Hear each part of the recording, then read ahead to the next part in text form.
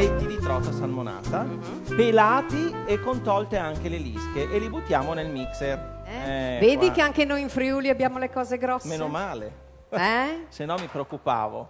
Sempre nel mixer mettiamo l'uovo intero più 2 albumi, poi aggiungiamo la ricotta, eccola qua, e la farina. Allora, la farina va in proporzione a quanto è asciutta la ricotta. Più avete la ricotta asciutta, meno farina mettiamo. Infatti io nella spesa avevo scritto ricotta asciutta. Benissimo. Perché se è troppo asciutta al limite ci aggiungi un po' di latte, giusto? Se è troppo asciutta? No. Ah no, va No, bene. metti meno farina, certo. Ah, comunque la farina ce la mettiamo. E mettiamo un po' di prezzemolo già tritato. Benissimo. Frulliamo il tutto. Qui sale e pepe non serve. No, lo mettiamo dopo. Prima andiamo a frullare, poi dopo regoliamo anche di sale e di pepe. Frullatelo bene, mi raccomando, Fatelo proprio, deve diventare una crema. Adesso andiamo ad aggiungere ovviamente il sale ed il pepe. Intanto, Franca, in quell'acqua là mi vai a mettere una foglia di alloro che ci arriva dalla cucina di servizio lì dietro. Dove c'è il conte che ci dà una mano e anche, uno perché spicchio di diciamolo. aglio. Qua, questo, un pochino ok. di sale. Il risultato che otteniamo è questo qua. Quindi andiamo a toglierla dal robot e la mettiamo in una ciotola. Ecco qua. A casa voi questo impasto dovreste farlo riposare una mezz'oretta in frigorifero o in un luogo fresco, insomma. Adesso c'è ancora caldo, vi consiglio di metterlo in frigorifero. Se lo fate in inverno, magari lo mettete in una parte della cucina che non sia troppo calda, mi raccomando. Perché se si riposa si amalgamano meglio i sapori e si amalgama meglio anche la parte stessa. Quindi il risultato sarà di gran lunga migliore.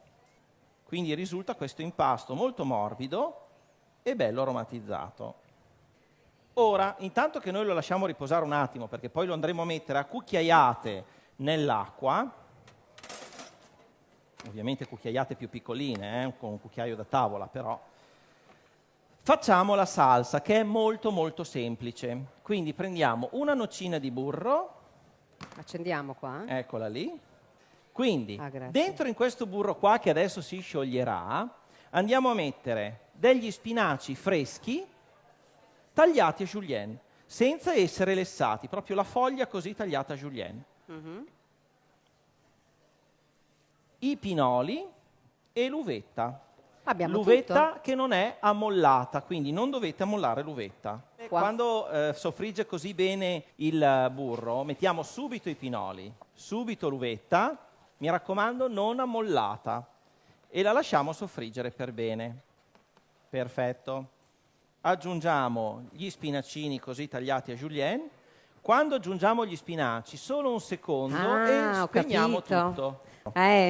Allora, vedete che io sto prendendo proprio una cucchiaiata irregolare, mi aiuto col dito e butto giù nell'acqua. Se ci fosse il doppio cucchiaio potete fare delle quenelle. Non fatele molto grosse perché deve cuocere anche dentro, mi raccomando.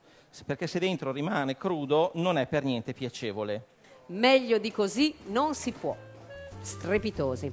Persecani non ci stanno più in questa padella qui però, Ci stanno, adesso li giriamo, così si prendono tutto il condimento del burro e dei pinoli, degli spinacini e dell'uvetta. Allora, incominciamo col servizio. Hai trovato il vassoio, Conte? Che spettacolo. Vedi?